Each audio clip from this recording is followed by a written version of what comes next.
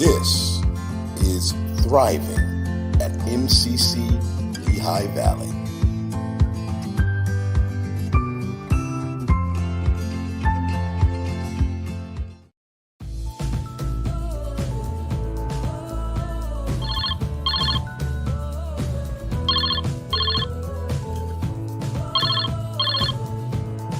Hello, everyone. You have arrived again at a special series, and the series is titled On Call. It's when we talk about God's calling on our lives. And we know God's general calling is to serve God and serve God's people. But we're going to get down into the specifics with some MCCLV members, some friends of the congregation. And I also want to make it clear before we start our conversation that a calling is not just related to the church. A calling is, we have a lifelong calling, and sometimes that's lived out in a church or religious setting. Most of the time, that's not the primary place where people live out their calling. So I just want to clarify that before we get started. Today, we are talking with Penny Hutcheson. Penny Hutcheson is a member of MCC Lehigh Valley. Penny serves as the Communications Ministry Coordinator at MCCLV. And I know Penny has a lot to share on calling. And so the first question we're going to start with, Penny, is give us sort of a history of Penny in terms of your calling. And calling changes. I know you've had some locational changes. I know you've had some vocational changes, especially recently. So just share with us some of your journey in terms of your specific calling.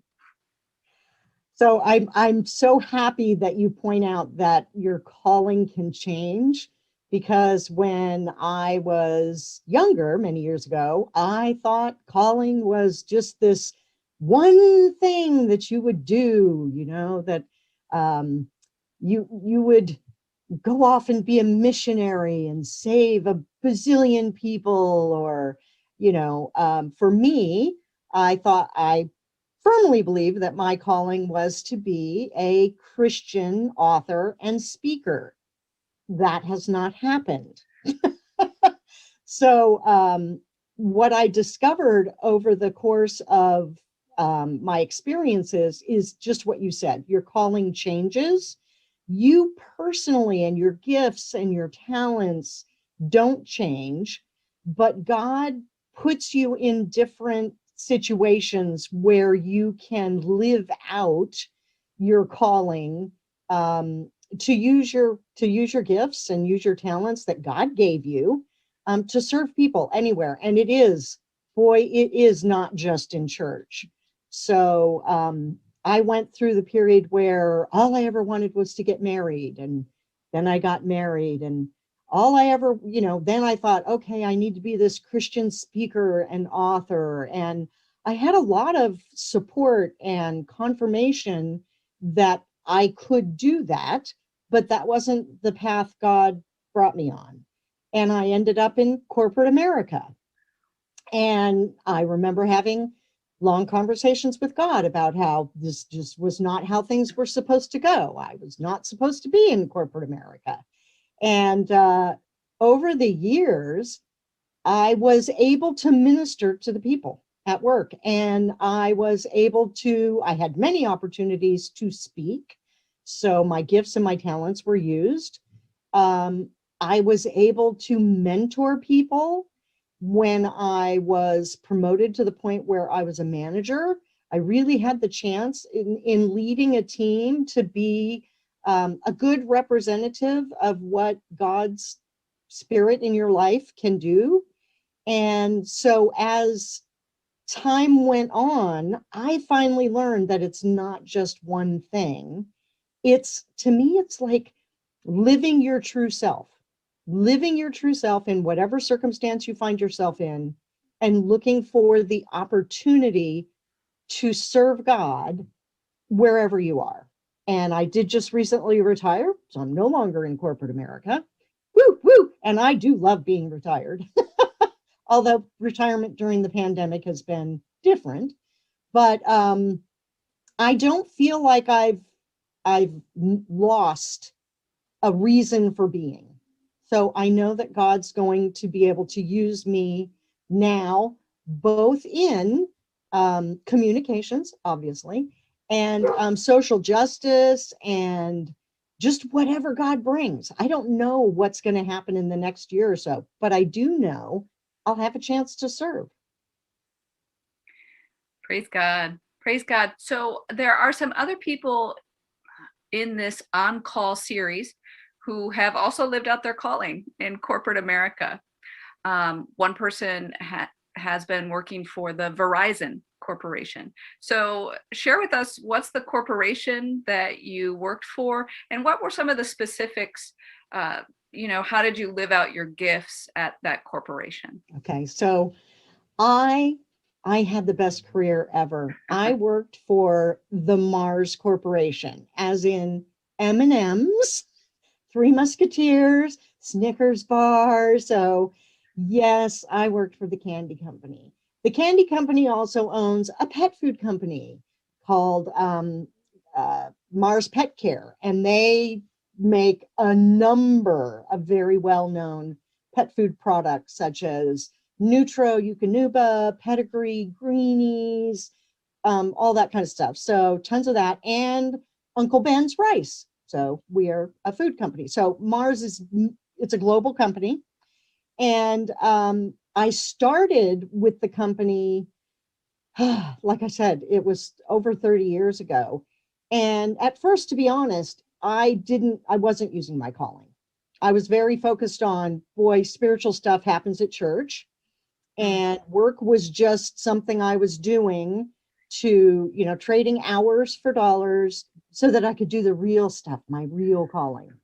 And I came to a point where I asked myself, what if I was to actually ask God to come to work with me? Take God to work with you day. And I was like, okay, God, what if I'm just going to give this to you and see what you would do with me at work? And the first thing I will tell you is my spiritual gifts have been identified through the numerous tests and things that you take, and using them as wisdom, teaching, and encouragement. Well, let me tell you, in corporate America, wisdom, teaching, and encouragement are very valid and valuable skill sets. So as I started trying to live my life out through Christ at work, I was able to, first of all, I was able to be a witness. So I was always very honest that I was a Christian. And I made a decision early on that I wasn't going to make my Christian witness about all the things you can't do. Like, I'm a Christian and I don't drink and I don't smoke and all that kind of stuff. Now, I don't smoke. I do occasionally drink. But when you're in corporate America, business dinners are a thing, and people drink. People sometimes drink quite a lot. People sometimes are quite inebriated. And I decided early on that I wasn't going to say, I don't drink. What I did say was, I don't get drunk. And for the first couple of years that I was in this position where I was taking that stance, I had teammates who their whole goal was to make sure Penny could get drunk, because they thought if I was funny sober, I would be hilarious if I was drunk.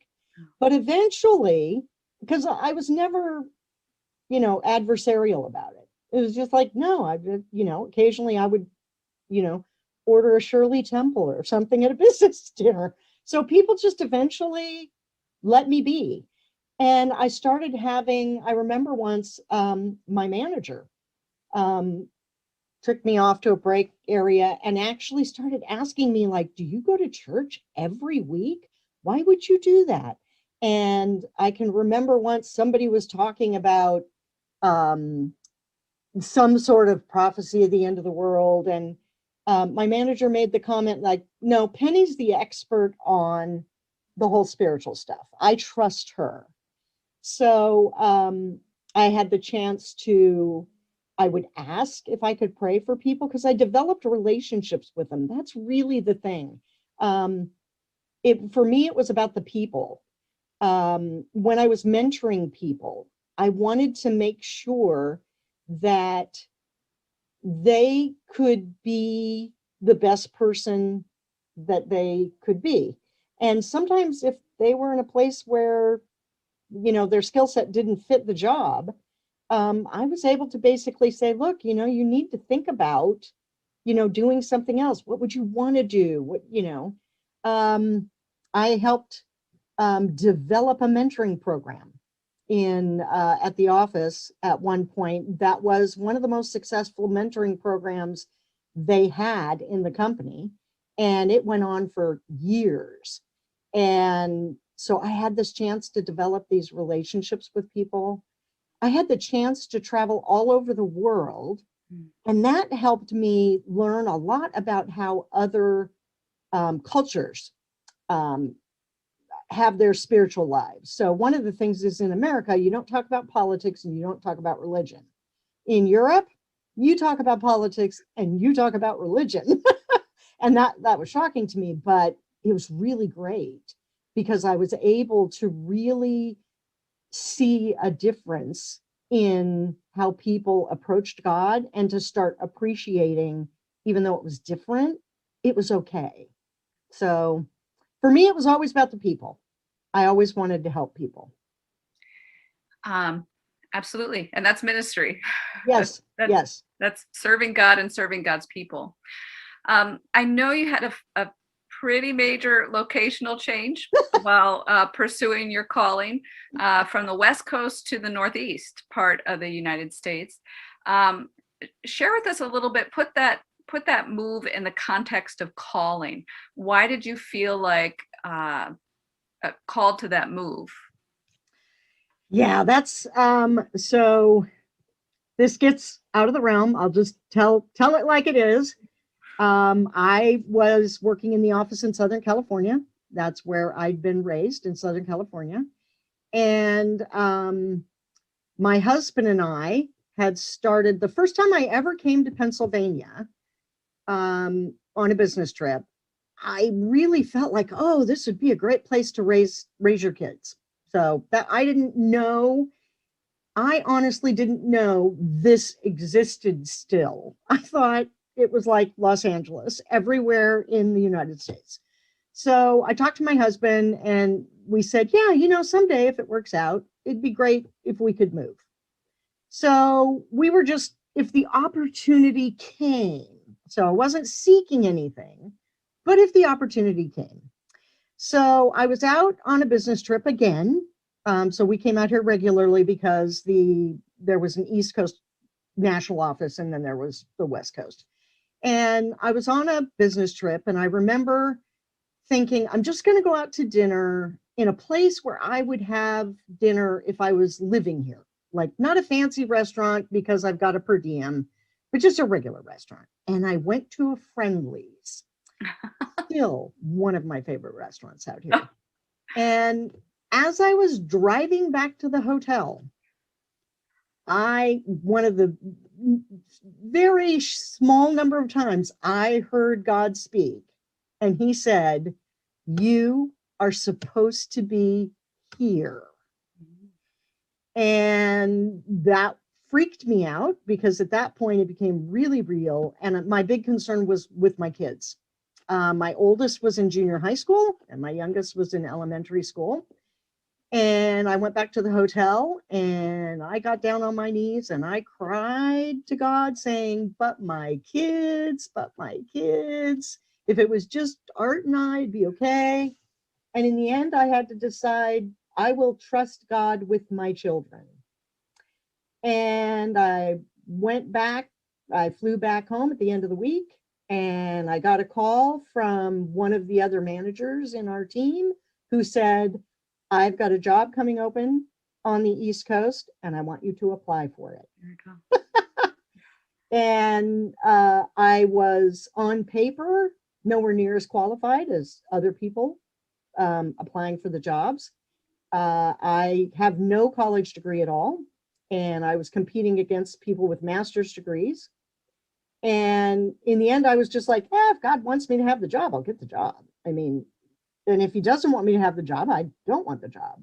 So to end that story, obviously, I ended up out here. My husband was able to, at that point, at a very young age, retire, and he became a kept man, and I kept him. And he stayed home and took care of the kids. And I mean, so many things. It was so much God. My oldest daughter became ill less than a year after we moved out here, and my husband's full-time job was getting her doctor's appointments and caring for her and things like that. And God blessed my career beyond what I could have imagined. So, but we had to make the choice to go. We had to say, okay. And we moved away from everything we knew. We have no family out here. We have nothing. And we had God, though. Yes. Amen. What a wonderful story about following your calling. Now, speaking of your kids, you brought up your kids. I have been asking the parents in these interviews. Parenting is such a blessing and such a challenge. And one of the neat things I would think about parenting is that you get to see your child's calling develop over the years. Now, did you have like a wow moment with either of your kids? Like, oh, I know this kid is going to be called to this, and this, or did it just sort of develop? Were there surprises along the way in terms of calling? Or share with us a little bit about the calling of your children. So my oldest, Rachel, it wasn't a wow moment. It was like a moment when she was, I think 6 or 7. She was in private Christian school at the church where we attended. I happened to be the representative at that time for the school board for the church. And I remember there was a tree on the church's property that was growing up to where it was getting caught in the electrical wires. And so it was determined we needed to cut down the tree, because if that tree knocked down those wires, all the businesses around would lose business and we'd be liable for that. So this was a very straightforward decision. And then I was driving home with Rachel, my oldest, in the car. And she said, Mom, they are going to cut down the tree. Now I am they in this situation. And she had gotten a petition and gotten over 50 signatures. This was a very small Christian school. She even managed to get some of the teachers to sign this petition. And so I had to explain to her, I said, well, Rachel, I said, honey, I'm one of the people that made that decision. And she was horrified, because where would the birds live? Where would the birds live? And I explained to her, honey, if the tree knocks down these wires, the church will have to pay a lot of money. And she didn't care about any of that. Where would the birds live? I finally had to tell her that if this happened, the church might not have enough money to pay her teacher, who would then not have enough money to feed her children. And Rachel very reluctantly agreed that maybe that was important as the birds. So that was the first sign of my activist child. In junior high school, she was selling snacks. This was now in a public school, selling snacks in the library, because she found out the library wasn't properly funded, and she wanted the library to be able to buy more books. And you're not allowed to sell snacks in the library. So she got a petition. She got a bunch of people to sign the petition. And she went to the principal, and actually they gave her permission as an exception to sell snacks in the library for a certain period of time every day after school to earn money for the library. So the librarian actually started nicknaming her Berkeley, because she was protesting everything. And at that point, she was always very passionate about the environment and animals. So I knew, and there was no doubt about it, that if things didn't change, she was going to end up chaining herself to a tree or going out and, I'm becoming an eco-terrorist or something against the Japanese for whaling. So this is what I was afraid was going to happen. She is right now leading the environmental action team for MCCLV's social justice team. She is very, very adamant and passionate about social justice, about income inequality, but a lot about the environment. And you better not ever abuse an animal in front of her, because she'll end up in jail. Wow. So that was at a very young age. You saw the calling. Yes, I could see it. Yeah. Yeah. Wow. So we've talked a bit about your calling within corporate America, and now we are going to switch gears for just a moment and share a little bit about how you've lived out your calling in the church, in faith communities. Has it been the similar gifts you've mentioned, wisdom and public speaking and things like that? Has it been similar gifts that you're living out your calling in the church? Has it been different? How has it been the same? How has it been different? So it's been the same pretty much. I've one of the things sort of early in my Christian walk. So I actually started really actively being in a church when I was in my early 20s. And I was always involved in drama ministries. So, acting and doing sketches and things like that. I met my husband at an extremely conservative church. And we did the drama ministry and such. And I was able to be I remember I was the discipleship leader for the women who were leading other women's discipleship groups. So I was the discipleship leader for the women. I remember, this is when you try to veer from your calling. When I had my oldest daughter, I decided to go to MOPS, Mothers of Preschoolers. And I like to be involved and to serve. And they called and they asked me if I would be willing to be the craft coordinator. In MOPS, you always come in and you do a craft, and then you have a short teaching, and then you have a discussion group. And they asked me to be the craft coordinator, and I said, yes, of course I would do that. I have no gift in craft, just so you know. And then God decided to save me from myself.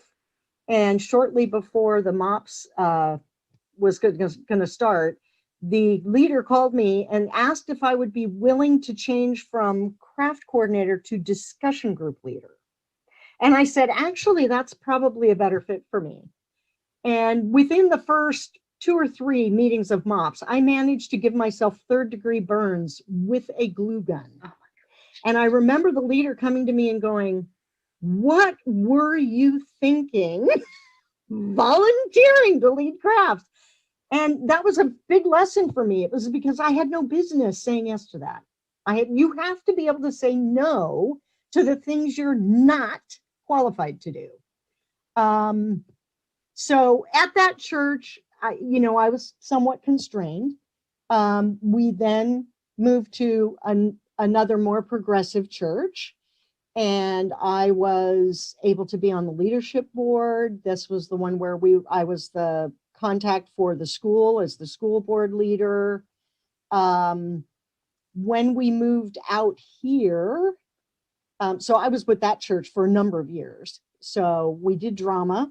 We did that for quite a while, and then moved out here. And in one of the churches out here, I was actually able to, even in the church in California, I was able to speak to the congregation and do teachings for big women's events. And when I moved out here, I even had the opportunity to teach on a Sunday morning at a church. And I always got confirmation that my gift was being used. And that's one of the big things for me is I remember reading once from Charles Spurgeon, who very well-known preacher in England in the 1800s. And he had said, if you want to know whether you have the gift to preach, preach, and then let your listeners tell you if you have the gift to preach. And I was like, oh, that's logical. So yeah, and I've had the chance at MCCLV to teach on Sunday mornings at 10 a.m. And I still love teaching. I still love teaching groups and interacting with people one-on-one even. So it's been consistent. Sort of like teaching. What would you share with someone who's watching this and they're not really clear on their calling? They've heard this, and they're happy for you that you followed your calling and that you found different locations for your calling in the corporate world and the church world and different geographical locations. What would you share with someone who's just struggling right now about discerning their call? So number one, very important, don't be me. I spent I spent so many years trying to be somebody else. So seeing these great, women who were serving God and going, I should do that. And this is the kind of thing that leads you to be the craft director when you have no business doing that. So don't be someone else. So that's really important. The second thing is, you can find your calling by the feeling you get when you step into it. It's hard to explain, but it gives you such joy to serve that way. So if you find yourself dreading having to do what you're supposed to do and just feeling uncomfortable and stretched, right? Then that's not your calling. And your calling may be like, if your calling is mercy, you may be the person who can really forgive people who have made wrong choices. And it gives you that sense of rightness, is what it is. It's not that it's sometimes isn't hard, but it's like finally finding the groove you're supposed to be in. It's being yourself. So sometimes the labels can get in the way. See what, and sometimes expectations can get in the way. So you've got to let go of the expectations. And the first thing you have to do is look inside yourself and say, what do I love doing? What makes me happy? What gives me joy? Usually, if you love something and you love doing it, you're pretty good at it, right? Most people don't like to do stuff they're not good at. So I think those are the two big things I would say. And the other thing is, it doesn't happen overnight. So it may sound like, oh, you discovered your calling, and no, this is over the course of years and years and years. That I've gotten to the point now where I'm comfortable saying, this is my calling and it's not something else. I don't need to be somebody else. Wonderful, wonderful. Thank you so much for your time, Penny Hutcheson. And thank you everyone for viewing this series On Call. We're so glad that you've joined in, and we hope to see you again soon. This has been a production of Metropolitan Community Church of the Lehigh Valley. Take care, everyone. Bye.